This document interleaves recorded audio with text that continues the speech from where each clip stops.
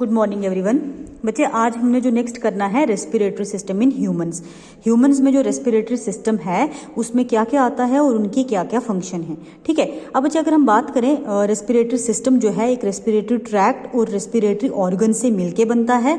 Tract बच्चे एक passage का काम करता है, मतलब एक रास्ता प्रोवाइड करता है for the inhalation and exhalation, मतलब हवा को अंदर ले जाने और बाहर ले जाने का जो काम करता है वो ट्रैक्ट है। और एक्चुअल ऑर्गन जहाँ पे एक्चुअल एक्सचेंज होती है वो रेस्पिरेटरी ऑर्गन है।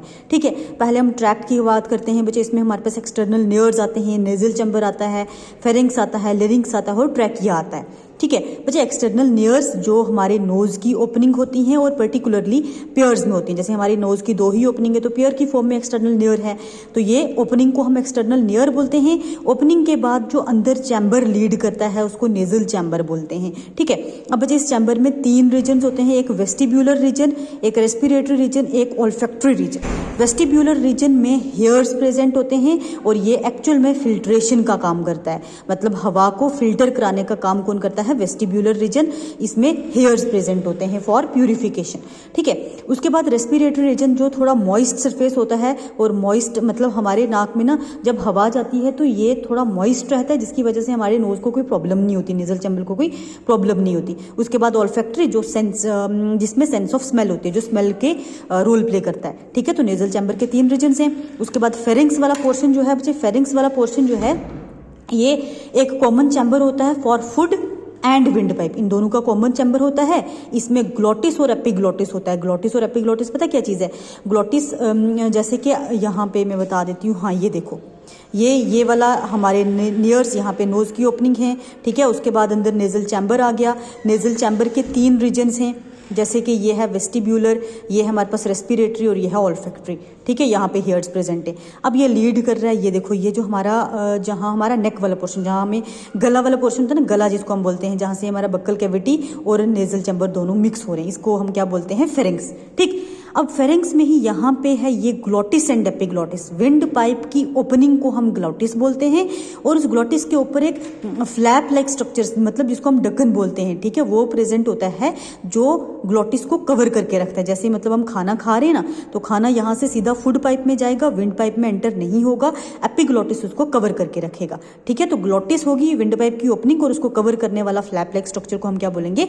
एपिग्लोटिस। ठीक, उसके बाद लेरिंग्स जो है, लेरिंग्स हमारा वॉइस बॉक्स होता है। जैसे ये देखो, ये पूरा लेरिंग्स है। ठीक है, वॉइस बॉक्स, इसके अंदर ये मसल्स प्रेजेंट होते हैं और यहाँ पे जब एयर स्ट्राइक करती है तो हमारी आवाज़ निकलती है।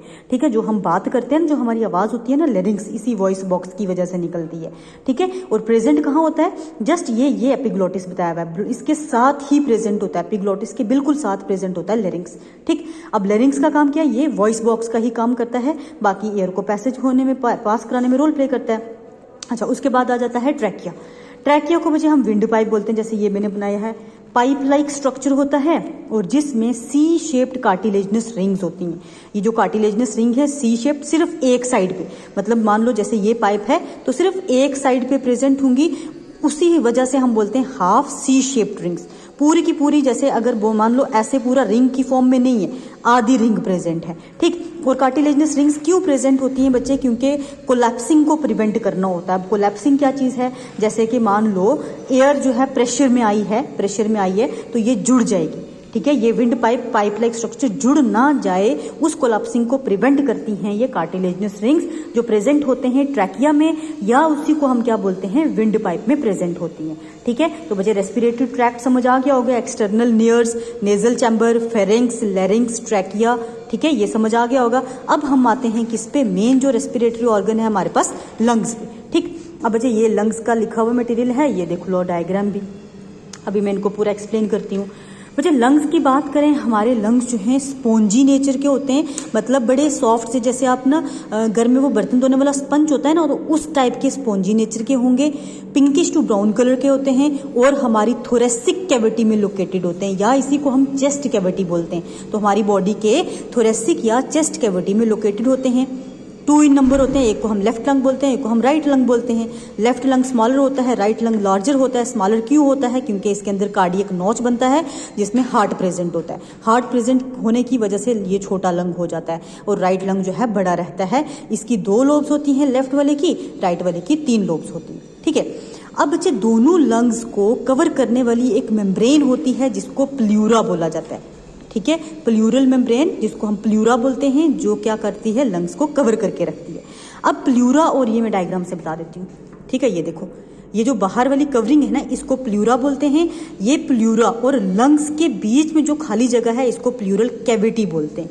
और ये कैविटी हमेशा प्लूरल फ्लूइड से फिल्ड रहती है। ठीक है, तो मतलब बाहर वाली कवरिंग को प्लूरा और लंग्स के बीच वाली जगह को कैविटी, और उस कैविटी में हमेशा फ्लूइड रहता है जो फिल्ड रहता है। फ्लूइड फिल्ड क्यों रहता है? ताकि लंग्स को किसी भी इंजरी से बचाया जाए। जैसे कि हमारी चेस्ट पे अगर कोई जोर से मारता है तो लंग्स को इंजरी नहीं होती है, शॉक एब्जॉर्बेंट का काम करता है प्लूरल फ्लूइड। ठीक है, उसके बाद बच्चे अगर हम बात करें, हाँ, प्रोटेक्शन प्रोवाइड करता है। उसके बाद हम बात करते हैं ब्रोंकाई की। ये ट्रैकिया जो है ये ब्रोंकाई में डिवाइड हुआ। ठीक है, ट्रैकिया प्राइमरी ब्रोंकाई में डिवाइड होता है और लंग्स के अंदर एंटर कर जाता है। प्राइमरी ब्रोंकाई एक लंग के अंदर, दूसरे लंग के अंदर जाके फर्दर डिवीजन करते हैं छोटी छोटी ब्रोंक्यूल्स में। वो फर्दर डायग्राम में बताती हूँ। तो लंग्स की बात करें, लंग्स का जो एंटीरियर मोस्ट ऊपर वाला पोर्शन थोड़ा पॉइंटेड होता है जिसको हम एपेक्स बोलते हैं, और लास्ट वाला पोर्शन थोड़ा ब्रॉड सा होता है जिसको हम बेस बोलते हैं। और बच्चे ये डायाफ्रागम है, ये डायाफ्राम इसको बोलते हैं, जो थोरेसिक कैविटी को एब्डोमिनल कैविटी से सेपरेट करके रखती है। लंग्स हमारी थोरेसिक कैविटी में है ना, हमारे चेस्ट वाले कैविटी में, हमारी बेली वाले रीजन में नहीं है। और जो बेली वाला रीजन जिसको एब्डोमेन बोलते हैं उसको और थोरेसिक कैविटी को सेपरेट करने का काम कौन करता है? डायाफ्राम। ये भी एक मस्कुलर सा ऑर्गन होता है जो अभी यहाँ पे देखो, जैसे मैंने कर्व्ड बनाया हुआ, ये फ्लैट भी हो जाता है और कर्व्ड भी रहता है। ठीक, तो बच्चे ये देखो लैरिंग्स बनाया हुआ जिसको वॉइस बॉक्स बोलते हैं। ट्रैकिया जिसमें कार्टिलेजिनस रिंग्स हैं। ट्रैकिया फर्दर डिवाइड हुआ ब्रोंकाई में, ब्रोंकाई एंटर हो गए दोनों लंग्स में। ये देखो लेफ्ट लंग, ये कार्डियक नॉच है, यहाँ पे हार्ट प्रेजेंट है। लेफ्ट लंग में कार्डियक नॉच होती है। और ये 2 लोब्स में डिवाइड है, superior lobe, inferior lobe. Right lung 3 lobes में डिवाइड है, सुपीरियर लोब, इंफीरियर लोब और मिडिल लोब और इंफीरियर लोब। ठीक है, अब बच्चे ब्रोंकाई का या फिर एल्व्यूलाई का देख लेते हैं। एल्व्यूलाई को थोड़ा बता देती हूँ। बैलून लाइक स्ट्रक्चर होते हैं। Actual exchange of gases alveoli में होती है और इसके अंदर सैक, मतलब खाली जगह, एल्व्यूलाई के अंदर खाली जगह होती है जिसको हम एल्व्यूलाई सैक बोलते हैं। ठीक है, और हमारे हर एक लंग में जैसे 2 लंग है, एक लंग के अंदर 300 मिलियन एल्व्यूलाई होती है। 300 मिलियन एल्व्यूलाई एक लंग के अंदर, तो दोनों को कंपेयर करेंगे तो 600 मिलियन आ जाएगा। ठीक है, अब बच्चे ये देखो, ये हमारे पास ट्रैकिया है, डिवाइड हुआ प्राइमरी ब्रोंकाई में। अब ये लंग्स के अंदर का स्ट्रक्चर है। Primary bronchi, secondary bronchi, tertiary bronchi, यहाँ तक कार्टिलेजिनस रिंग्स रहती हैं। इसके आगे ब्रोंकस में कार्टिलेजिनस रिंग्स नहीं होती और ये फर्दर लीड करती हैं इस तरह से एल्व्यूलाई, बैलून लाइक स्ट्रक्चर। ठीक, अब ये एल्व्यूलर डक्ट है। इसके अंदर वाली जगह को हम क्या बोलेंगे? Alveolar sac. जैसे ये मैंने एक एल्व्यूलाई बनाई हुई है, इसमें एल्व्यूलर डक्ट है और एल्व्यूलर सैक इसके अंदर होती है।